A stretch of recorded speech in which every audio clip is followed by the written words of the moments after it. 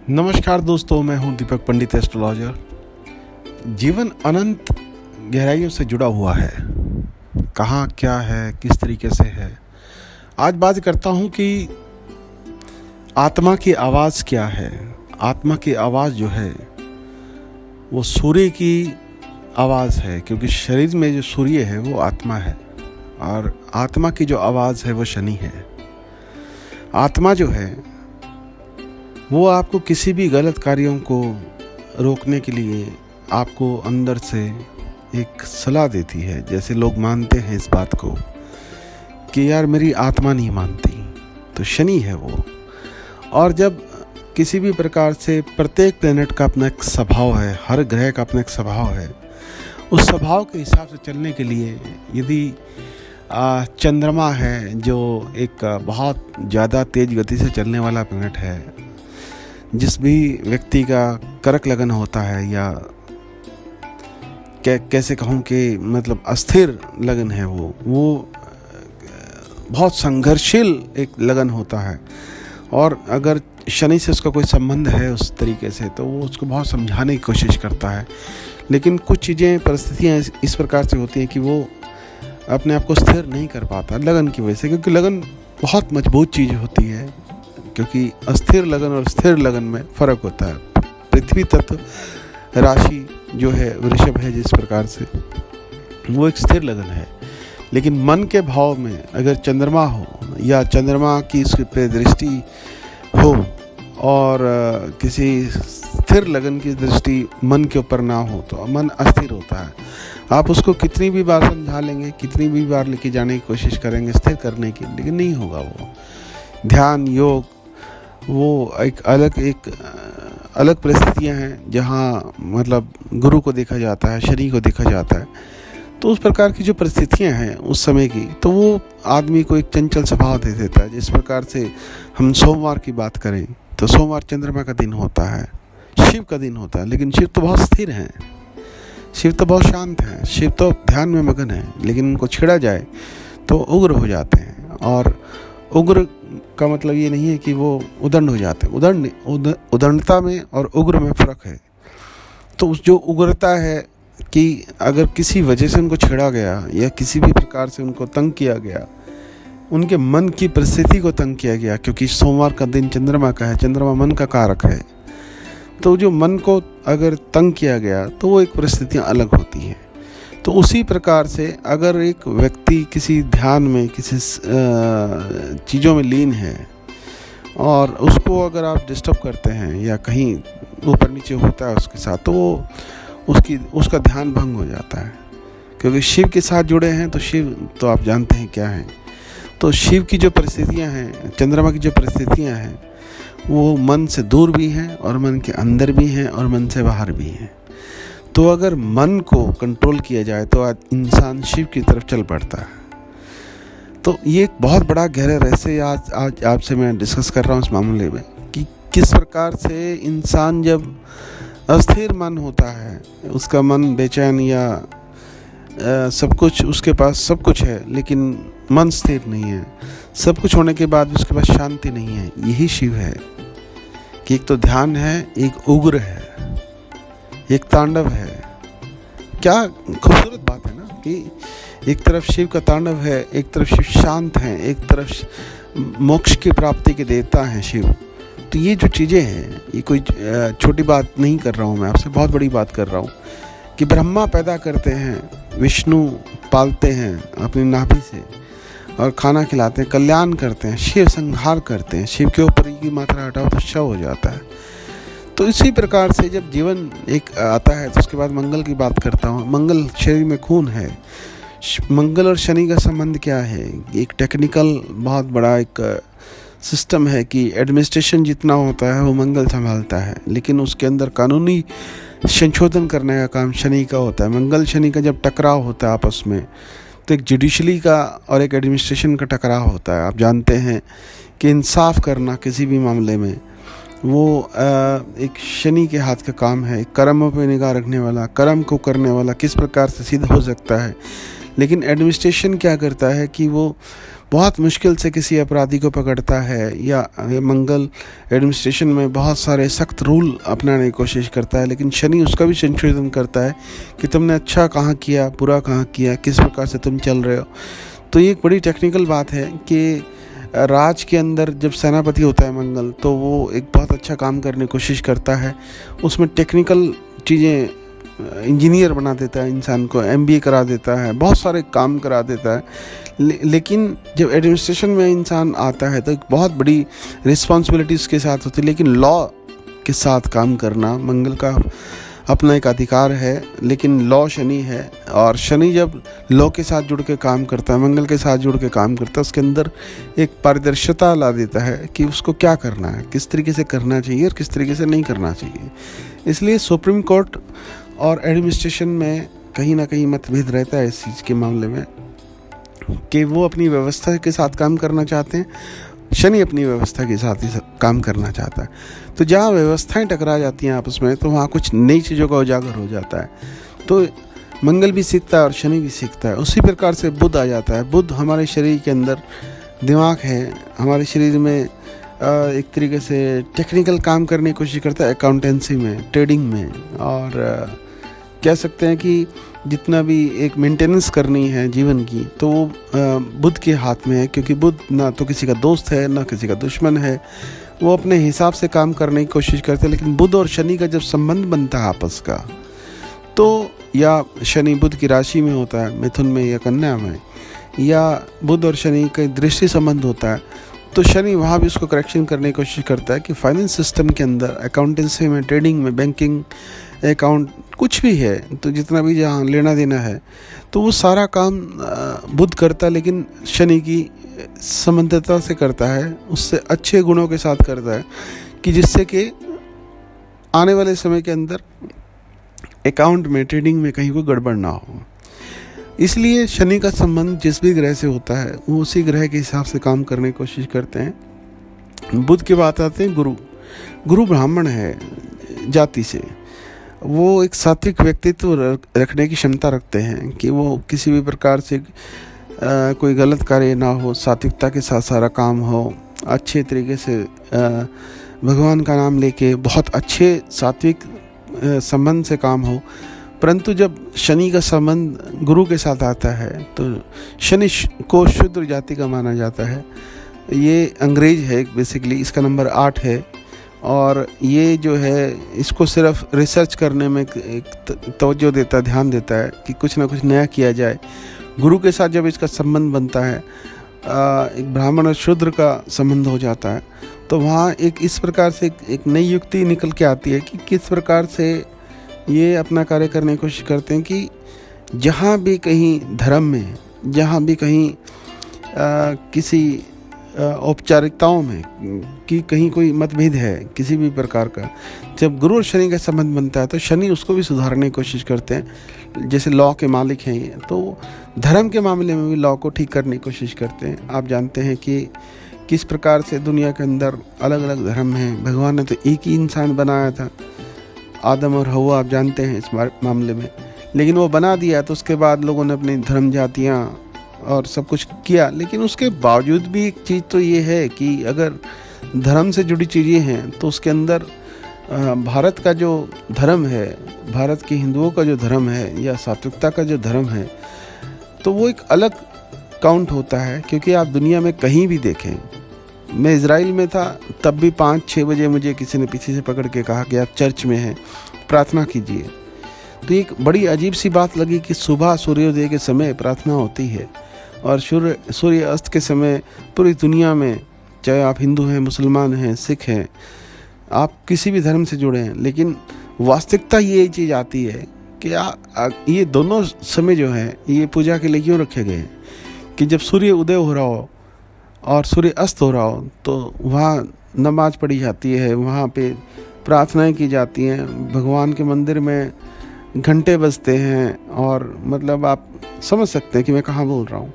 तो ये एक इतनी बड़ी आस्था है, इतना बड़ा एक सिस्टम, जबकि सूर्य स्थिर है, सूर्य एक जगह है, धरती घूम रही है, धरती के हिसाब से दिन रात बन रहे हैं, लेकिन सूर्य स्थिर है। वो कहाँ शाम करता है, कहाँ सूर्य करता है, कहाँ दिन करता है, वो उसकी मर्जी है। परंतु जब दिन और रात मिल रहे होते हैं तो पक्षियों का आना सुबह का संकेत होता है, जाना रात का संकेत होता है। उस समय के अंदर जो घटनाएं घटती हैं और जो सूर्य उदय की और अंत के समय में जो चीज़ें होती हैं, वो कर्म की एक परिस्थिति है कि इंसान पूरे दिन काम करता है तो शाम को थकता है, और थक के सोने के बावजूद उसको कोई सहारा चाहिए होता है, कोई प्यार से बोलने के लिए, बात करने के लिए इंसान चाहिए होता है। उसके साथ वो सारा एक समय बिताना चाहता है रात्रि के समय में, तो वो एक अनंत सुख की सीमा चाहता है उस समय। उसके बाद वो सो जाता है, थकान के बाद जब सुबह उठता है तो बहुत फ्रेश उठता है। ये कारण क्या है? ये सब चीज़ें परिस्थितियाँ सोचने की हैं। इसको कहते हैं शुक्र। शुक्र हमारे जीवन में ग्लैमर्स का काम करता है, सुख शांति और उदय का काम करता है। शुक्र जो है वो हमारे बॉडी के अंदर सीमन है और वो उत्पत्ति का एक कारक है। और जब ये उत्पत्ति का एक कारक होके हमारे जीवन के अंदर अलग से अनंत उत्पत्तियाँ करता है और वो उत्पत्तियाँ दर बदर जीवन चलती रहती हैं आगे, तो ये एक ऐश्वर्य है। और ये जब शनि के साथ मिलता है तो शनि यहाँ भी इंसाफ करता है कि यदि ईश्वर ने और परमात्मा ने आपको कोई बहुत अच्छे से आंतरिक रूप से शक्तियाँ दी हैं, उन शक्तियों का स्वरूप जो है वो शुक्र को होना चाहिए। इसलिए शुक्र जो है दैत्यों के, राक्षस जो जाति है उसके ही स्वामी है, उसके गुरु है। जबकि एक अद्भुत बात यह है कि जितने भी देवता हैं या राक्षस हैं, इनकी माता एक है, कश्यप के पुत्र हैं ये। तो ये एक बहुत बड़ी अजीब सी घटना है कि जिसके अंदर से देवता और दैत्य दोनों ही निकले हैं, उनकी मानसिकता अलग अलग है। तो ये जो एक प्रचलित होता है, जब शनि के साथ जुड़ता है तो इंसान को अकेला कर देता है। जब शनि की किसी की दशा, महादशा, अंतर्दशा, प्राण दशा, सूक्ष्म दशा, प्रंतर दशा, कुछ भी कोई भी दशा जब इंसान की आती है शनि के अंदर, शनि यदि आपके कर्म अच्छे हैं तो आपको बहुत छोटी उम्र के अंदर आसमान दिखा देते हैं। बहुत छोटी उम्र के अंदर आपको बहुत सारा ज्ञान इस प्रकार से दे देते हैं कि डिसिप्लिन कैसे होना चाहिए, अनुशासन किस प्रकार से चलना चाहिए, जीवन की आत्मा क्या है, परमात्मा क्या है, वास्तविकता क्या है और स्मार्टनेस क्या है, वो सारी शनि सिखा देता है जन्म से, बहुत छोटी उम्र के अंदर ही। लेकिन जो लोग नहीं समझ सकते या शनि जिनका खराब होता है, शनि सिंह राशि में है या स्वार्थ की राशि में है, किसी अस्थिर राशि में है, तो वो अस्थिरता लेके आ जाता है जीवन में, जिसकी वजह से उनकी दशा जो है, उनका जो जन्म है वो ऐसी परिस्थितियों में पैदा होते हैं कि उनके जो पूर्व जन्म के संस्कार हैं वो टिकाऊ भाव में नहीं रहते, और टिकाऊ भाव में न रहने के कारण उनके जीवन में अव्यवस्था आ जाती है। वो किसी भी ग्रह का अनुकरण नहीं कर सकते, वो किसी बात को समझ नहीं सकते, वो किसी भी परिस्थितियों को नहीं समझ सकते, वो अपने जीवन अपने हिसाब से चलाने की कोशिश करते हैं। वो उनका एक कोशिश होती है कि वो अच्छे तरीके से जीने की कोशिश करें, लेकिन जो एक स्मार्टनेस है, जो एक चपलता है और जो जीवन को सुख भोगने की जो अनुभूति है वो उनके पास नहीं होती। वो किसी न किसी सहारे के अनुभूत होकर वो जीवन जीने की कोशिश करते हैं। जिनके पास ये क्षमता, कैपेबिलिटी होती है, वो अपने हिसाब से जीवन जीने की कोशिश करते हैं। क्योंकि 7 प्लैनेट जो हैं संसार में दिखते हैं, यूनिवर्स में दिखते हैं, चंद्रमा, मंगल, बुध, बृहस्पति, शुक्र, शनि और सूर्य, ये 7 प्लैनेट तो दिखते हैं, लेकिन 2 प्लैनेट दिखते नहीं हैं, राहु और केतु। ये छाया ग्रह हैं। छाया ग्रह होने की वजह से इन ग्रहों की जो परिस्थितियां हैं वो लोग नहीं समझ पाते, ये अनजान हैं, ये इनको समझना बहुत मुश्किल है, क्योंकि इनके पास जो पावर्स हैं वो बहुत गहरी पावर्स हैं, और ऐसी गहरी पावर्स हैं कि अंतर्ज्ञान, साजिश, षड्यंत्र और ऐसी भौतिकता जो किसी के पास नहीं है। राजनीति इसके अंतर्गत आती है, जनता इसके अंतर्गत आती है, समुद्र जो फैलाव में चीज़ है, जो फैलाव में जानवर है, वो एक ऐसा विस्तार, ये जहाँ बैठते उस चीज़ का विस्तार करते हैं राहु और केतु। लेकिन इन चीज़ों को आंतरिक रूप से कोई समझता नहीं है। कि मान लीजिए कोई एक आदमी खूबसूरत नहीं है और उसकी आवाज़ में बहुत जादू है, वो बहुत सुंदर आवाज़ से गाना गाता है, उसकी मोह उसके अंदर बहुत ज़्यादा है, उसकी आवाज़ में मोह बहुत, लोग पागल हैं उसके लिए, तो वो राहु है। कारण क्या है कि ये आंतरिक शक्तियाँ हैं, जो आंतरिक शक्तियों का कारक माना जाता है उसको राहु माना जाता है। कि जिस इंसान के अंदर वो टैलेंट है जो दुनिया को जीत सकता है। लोग कहते हैं कि यार ये क्या आदमी है और ये कहाँ है, क्यों है, किस तरीके से है, जिसकी समझ कोई ना पा सके वो राहु है। वो इंसान मतलब एक सुदृढ़ और मजबूत इंसान हो जाता है जिसका राहु उसके ऊपर मेहरबान हो। अगर ख़राब हो तो वो उसको पजल कर देगा और उसकी समझ से जितनी भी चीज़ें होती हैं वो उसको बाहर कर देगा उस चीज़ से, और वो इंसान भटकता रहता है किसी ना किसी रूप से, किसी ना किसी व्यसन के अंदर वो इतना उलझ जाता है तो उसी के अंदर उसकी ज़िंदगी निकल जाती है। केतु जो है वो मोक्ष का कारक है। शनि और केतु का जो संबंध बनता है ना, शनि की दृष्टि हो ना हो तो भी कोई बात नहीं है, लेकिन केतु और शनि का संबंध इतना अच्छा है। केतु जी गणेश हैं, शुभारंभ है, प्रथम पूज्य हैं केतु जो हैं, इसलिए गणेश माना जाता है क्योंकि केतु मोक्ष के कारक हैं।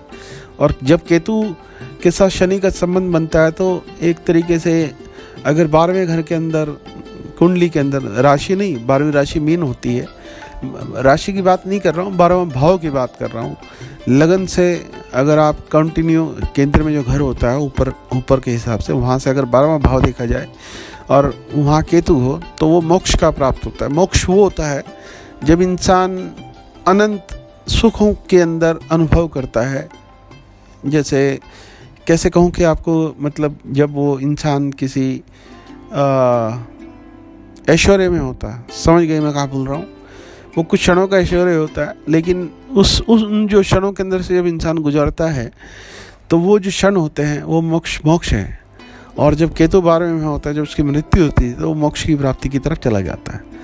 तो शनि मोक्ष भी देते हैं, शनि डिसिप्लिन भी देते हैं, शनि जीवन भी देते हैं, शनि एक तरीके से इंसान के कर्मों का हिसाब भी देते हैं कि जो एक बैंक बैलेंस है पिछला पूरे जन्म का, कि उसके हिसाब से आपको जीवन में क्या मिल रहा है, किस प्रकार से क्या है। ये जीवन में आप कितने भी कुकर्म कर रहे हैं, कितने भी जटिलताएं कर रहे हैं, लेकिन वो आपको भोगना पड़ेगा। लेकिन कितने भी अच्छे कर्म कर रहे हैं वो भी आपको भोगना पड़ेगा, कितने भी पुण्य कमा रहे हैं वो भी आपको भोगना पड़ेगा। कितने आपकी आत्मा कहाँ है, यदि लगन में शनि है तो आपकी आत्मा अच्छी है, पंचम भाव में बुद्धि स्थान पे तब आपका बुद्धि अच्छी है, धन भाव में अच्छी है तो आप धन अच्छे से कमाएंगे, तृतीय भाव में तो पराक्रम और सहयोग के साथ आप लोगों के साथ जुड़ेंगे, चौथे भाव में मानसिक शांति की आपकी वो निर्भर करता है, पंचम में बुद्धि विद्या औलाद क्या है आपकी वो निर्भर करता है, छठे भाव में आपके शत्रु कर्ज और बीमारियां कैसी हैं वो निर्भर करता है, सप्तम भाव में पत्नी कैसी है नहीं है, क्या सिस्टम रहेगा आपकी ज़िंदगी में वो क्लियर करता है। अष्टम भाव में शनि होता है तो आपके विदेश के रिलेशंस किस प्रकार से हैं,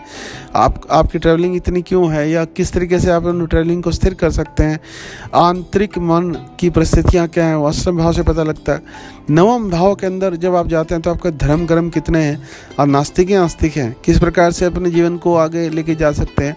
दसम भाव के अंदर 10th हाउस के अंदर जब हम शनि को देखते हैं तो उसके हिसाब से देखते हैं राजकोष में आपका कितना, राज धर्म में कितना, और राजनीतिक और पिता और परिवार के हिसाब से आप क्या करना चाहते हैं, किस प्रकार से आप अपनी परिस्थितियों को चपलता और स्मार्टनेस के साथ अपनी ज़िंदगी को कैसे निर्वाह करने की कोशिश करते हैं। क्योंकि शनि की जो है 3 दृष्टियाँ हैं, तीसरी, 7वीं और 10वीं, यहाँ से पूरा पराक्रम मिल जाता है।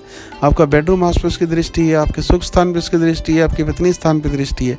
दसम भाव से जब शनि को काउंट किया जाता है तो ये तीनों भोग के कारक होते हैं। तो भोग के कारक के हिसाब से, क्योंकि बेडरूम और सुख स्थान और पत्नी स्थान, सेक्स हाउस, ये सारी जो चीज़ें शनि वहाँ से उसको भोगने की जो प्रवृत्तियाँ हैं वो काउंट करने की कोशिश करता है। 11वां भाव जो होता है वो शनि का देखता है कि इस आदमी की सोर्स ऑफ इनकम क्या है, लाभ स्थान क्या है, कहाँ से इसको सुख का अनुभव हो सकता है, किस प्रकार से इंसान आगे बढ़ सकता है, कैसे जीवन में तरक्की करने की कोशिश कर सकता है, कहाँ से इसको उपलब्धियाँ मिल सकती हैं, किस प्रकार से इसको धन की प्राप्ति हो सकती है, कहाँ से ये अपनी बुद्धि विद्या औलाद को कंट्रोल कर सकता है। तो एक बहुत बड़ा एडमिनिस्ट्रेशन का भाव होता है लाभ स्थान, 11वां भाव जो कुंडली में होता है। 12वें घर के अंदर शनि राजयोग देता है। 12वें घर में अगर शनि हो अच्छी राशि के अंदर तो इंसान को राजयोग मिल जाता है, क्योंकि उसकी दृष्टि धन के ऊपर होती है। छठे भाव में कंपटीशन, चुनाव लड़ने की क्षमता होती है, बीमारियों पे काबू करने की कोशिश होती है, और किसी भी प्रकार से कोई भी कंपटीटर सामने तो उसको दबाने की कोशिश होती है। 7, 8, 9, 10 और भाग्य स्थान पर दृष्टि होती है 9वें भाव पे शनि की, अगर 12वें घर के अंदर हो तो इस प्रकार से जब एक ही प्लेनेट अगर स्ट्रांग हो जाए कुंडली के अंदर, शनि जैसे मान लीजिए जाए, तो 12वें घर के अंदर अगर वो होता है तो वो बहुत स्ट्रांगशील आदमी बना देता है, इंसान को बहुत स्ट्रांग कर देता है। तो ये एक बहुत बड़ी उपलब्धि है अगर शनि 12वें घर में हो, क्योंकि हम कुंडली के अंदर लगन का भाव जो होता है वो स्थिर भाव मानते हैं, चौथा भाव जमीन का मानते हैं, मानसिक शांति का मानते हैं, अष्टम भाव जो होता है वो पताल का घर होता है, 12वां घर आसमान का, चौथा ज़मीन का, और अष्टम भाव जो है वो पताल का घर होता है। तो इन 12वें घर से आप धरती को छोड़ सकते हैं और अष्टम भाव पताल से धरती को छोड़ सकते हैं, लेकिन 4th हाउस से आप धरती को नहीं छोड़ सकते क्योंकि ज़मीन है।